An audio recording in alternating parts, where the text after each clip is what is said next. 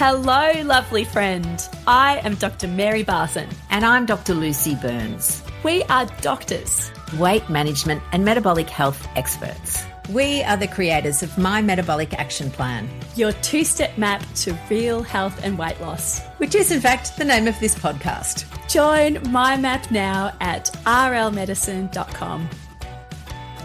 Good morning, gorgeous friends. Dr. Lucy here, joined by the effervescent, fabulous and metabolically well Dr. Mary. Hello, my metabolically well friend. How are you today? I'm awesome, actually. I am very happy with autumn. So autumn is my favourite season and I just love the kind of crisp mornings. And so I've been going outside, getting the sunlight into my eyeballs, a little bit of, vitamin D on my skin without the tyranny of skin cancer, and playing with my dog. So sort of 20 minutes, it's setting me up for the day. I'm loving it. I love it. For me, autumn, because I live on this rural property, this farm, it's really all about wood and water, which is quite fitting because we're talking about metabolic health today. But I need to get my wood going for the wood stove that heats my house. And it's a time where our water supplies normally start to replenish. So I anxiously look at the dams and the wood. That's so interesting because you're absolutely right. We are talking about metabolic health today because it occurred to me that we don't have a blog post, a podcast on what is metabolic health. And, you and I know what it is and lots of lovely people out there will know. But for some people, they don't really know, and it's understandable because it's a bit vague. Yes, it is. And it's something that we say a lot. We have My Metabolic Action Plan. We talk about women improving their metabolic health and how metabolic health underpins all health, really. And yet, yes, I think it's a good time that we spend some time talking about what actually is metabolic health. Absolutely. And the thing I think that is going to be great in this episode is that we also bang on a bit about how metabolic health is one of the most malleable components of health to lifestyle. And so as lifestyle medicine doctors, there's many conditions that respond well to lifestyle. Unfortunately, not all of them. I mean, some things, require obviously very high-end medical intervention, but metabolic health, it responds not just well, but quickly. So you can see changes profoundly and it's brilliant. So yeah, let's bang on about it. Yeah. So Lucy, we're talking about this off air. What is metabolic health? How would you explain this concept? Yes. So using a bit of wood and water. So metabolic health is really, it refers to the way our body and our cells convert our food into energy, how we regulate our blood sugar, how we manage our fat stores, and how our body controls inflammation is kind of the gist of it. The component of metabolic health is really hormonal. So it's metabolic hormonal health. We could put that in.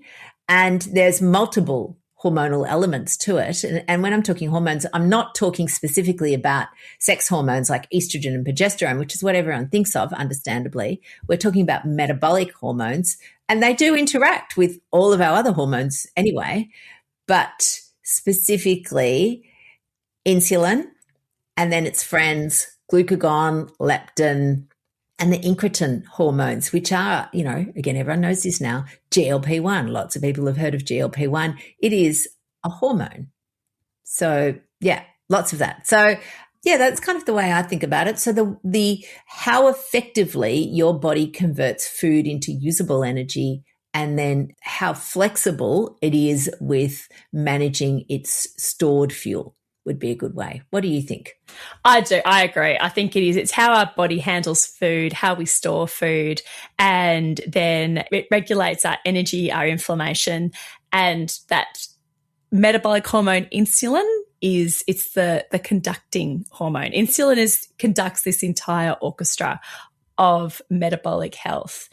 And it's incredibly important because when metabolic health is good, when things are running smoothly and in balance, then we are well, at least we have the absolute best chance of being well. We can have good energy. We can have functioning organs. We can have a regulated, healthy weight. We can use our energy. We can feel good. All of our systems can hum along. But when metabolic health is in a poor balance, then the wheels can fall off everything. This is what can drive type 2 diabetes, heart disease, main drivers of strokes, of dementia, fatty liver, all of these horrible things that are actually depressingly very common, have at their root metabolic health driving them. Yeah, absolutely. And so when somebody has good metabolic health, they have what we call metabolic flexibility. They have access to their ingested fuel, which is what food essentially is. It's fuel and nutrients. So they have easy access to that. They can utilize it well. They can store the leftover, and then they can get access to the stored fuel. And so I was thinking about this the other day. I mean, we've got, our woodshed analogy that we have used a lot. But I was also thinking about, because I love analogies, I was also thinking about this analogy of the bank. So, and there's a little bit of it that is, I'm thinking, oh my God, this analogy is going to be outdated soon as nobody uses cash these days, but bear with me. So it's like, so when you've got access to, you've got a wallet that's got money in it, that's your immediate fuel source. And that's what most of us will use initially. And then ideally, you might need to go to the ATM and get some more cash out. And that is what metabolic flexibility is. You can dip into your stored cash reserves, if you like. But when you've got high insulin, it's like there's no money in the ATM. It's all in term deposit. Yep, I know about term deposits. Yeah. So it's there, you've got it, and it can be a big term deposit, but you can't get it. And so then you're left with an empty wallet and you're scrounging around trying to find, the pennies on the ground to run your life. Yep. And that's really what insulin resistance is like. Instead of being able to just easily grab your cash out of the ATM, it's all locked away. I love that analogy. I think it's good. And we want to be able to have easy access to, both the cash in the wallet, ideally, and money in the bank. Yeah. How does this show up for people in everyday life, though? Like if your metabolic health is not well balanced, what does this actually mean for people? Yeah, so I guess people will feel, so the feelings that they have is they can be tired because they literally run out of fuel. So, the wallet is empty, even though, society will imply, oh, well, you've got all this stored body fat. You can use that in your calorie deficit, air quotes.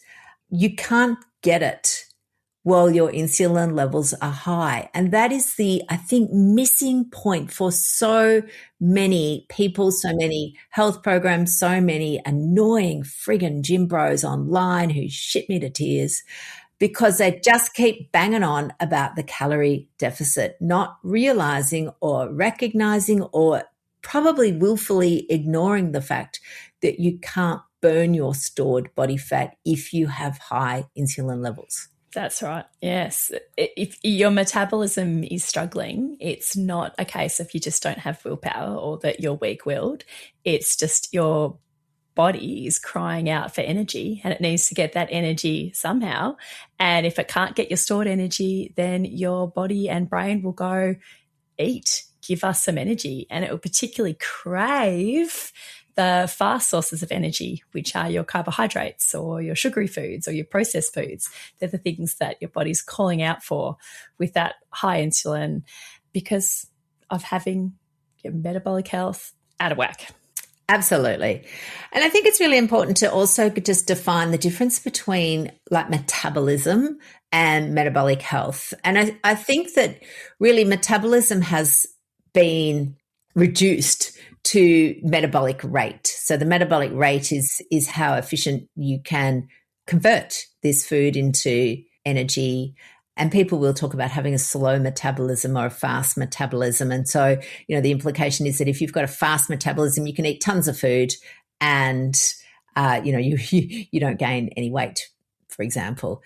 Whereas really that's your metabolic rate, but metabolic health is just way more than that. Like it really is this whole harmony of hormones. And like I said, it has a finger in, the pie of every single aspect of your health. Oh, and right down to the cellular level.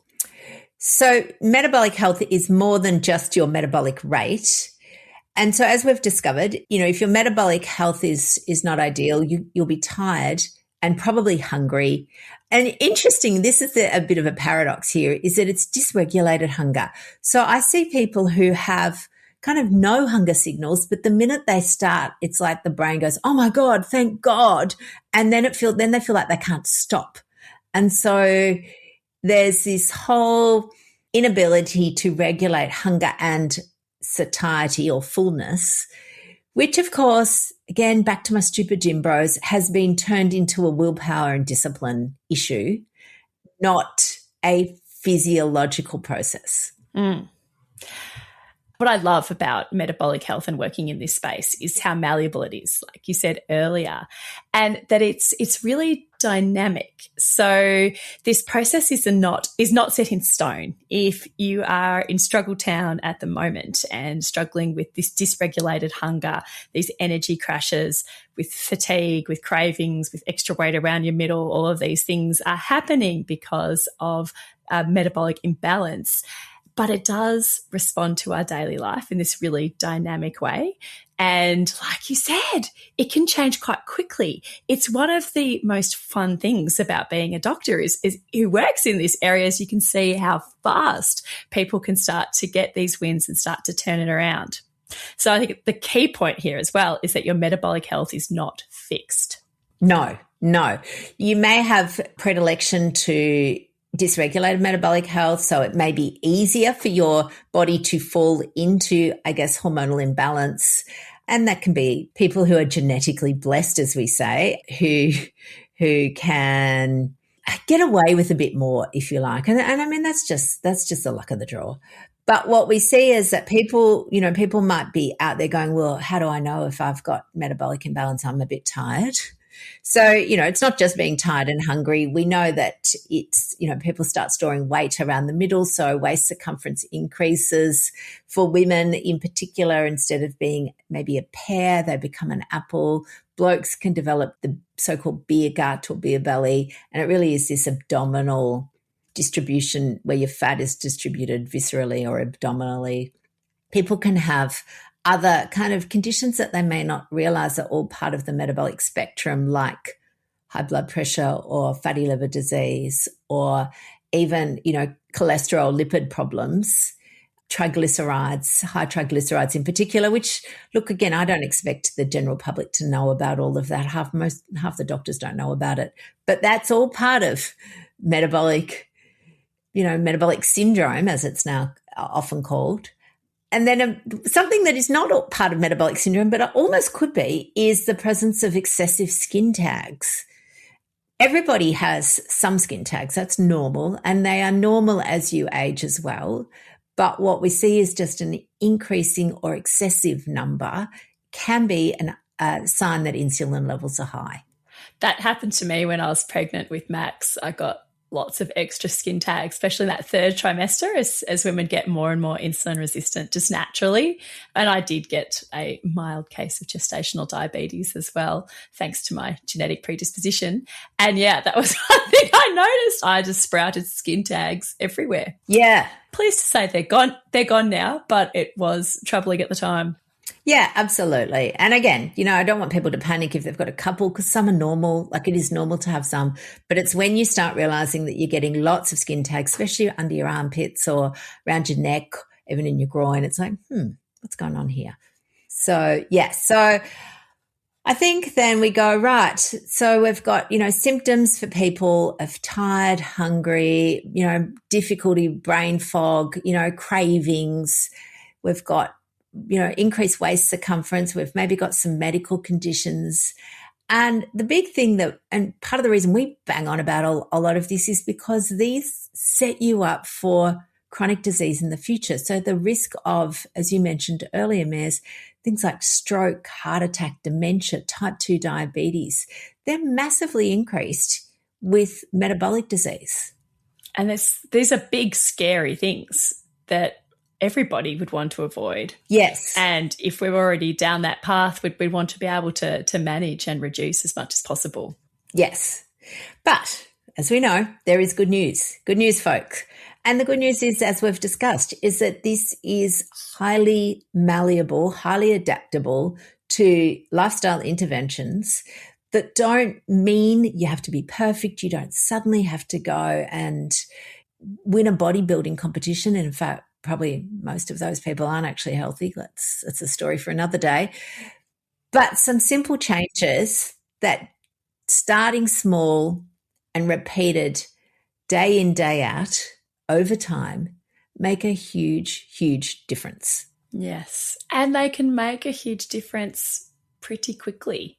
You know, these are things that can start to improve in weeks to months, not years. Yeah, absolutely. And, you know, we love talking about the levers for metabolic health. So, you know, and we've called them, well, we've got either the 6 S's or the 4 S's, depending on how much time we've got to talk about them. Yeah, that's right. The biggest lever for health is undoubtedly food. You know, the whole idea of eating real food as much as possible. Now, we were talking a bit off air about the privilege that comes with being able to access and eat and afford real food. The access to that is not equitable, certainly not in Australia, and I'm imagining around a lot of the world. There are pockets of the community who don't have access to the funds and the finances and the affordability for whole real foods, that do have to rely on processed foods. And unfortunately, that does have an impact on their health. And that is not their fault. I actually blame governments for that, because they could regulate it and make real food more affordable and ultra-processed food less affordable by just changing the system. But yeah, these big food companies are not particularly interested in our health nearly as much as they are in, you know, the health of their shares, their share price and their bottom line. Yeah, my sister works in a remote island community and they have highly unstable access to fresh food. And people there sometimes do just have to eat processed food because it's what's available. But as much as possible, we want to aim for real, minimally processed foods and do what we can. Yes, absolutely. And that's it. It's never about, I mean, nobody's perfect. And, you know, honestly, no, people don't have time. I don't have time to garden. I don't have time to be picking my spinach leaves every day. I buy a lot of food. I try and buy as much whole foods as I can. But yeah, I'm not making my tomato sauce from scratch. I know there are people out there that do, and yay. And, you know, I've got recipes for homemade cottage cheese, which I do from time to time, but I don't do it all the time. I don't have time. So it's what you do most of the time that makes the difference. Absolutely. And within that real food, another aspect that is really important is to prioritize the protein as much as you can. A real food diet that is high in protein is really going to help stabilize the blood sugar, stabilize your insulin, and help rebalance your metabolism and your metabolic health as powerfully as anything else.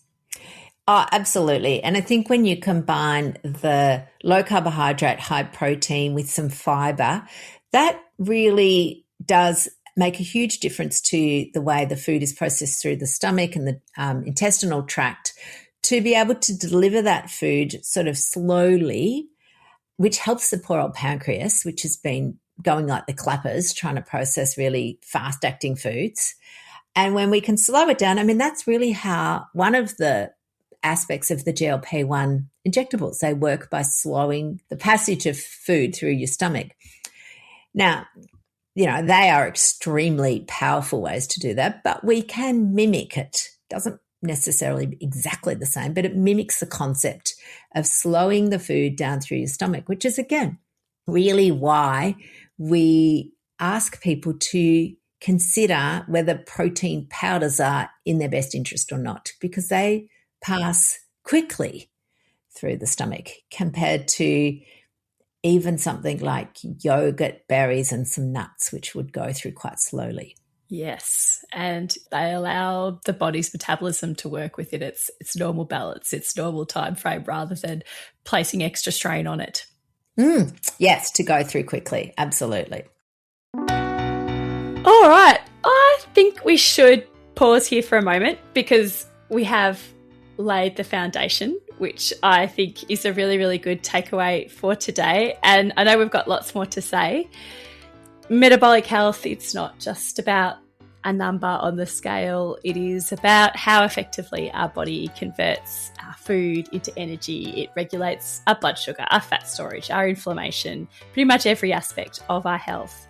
And having that understanding is so important. When you understand that, I think everything else can start to make sense. You know, why our energy crashes, why we get cravings.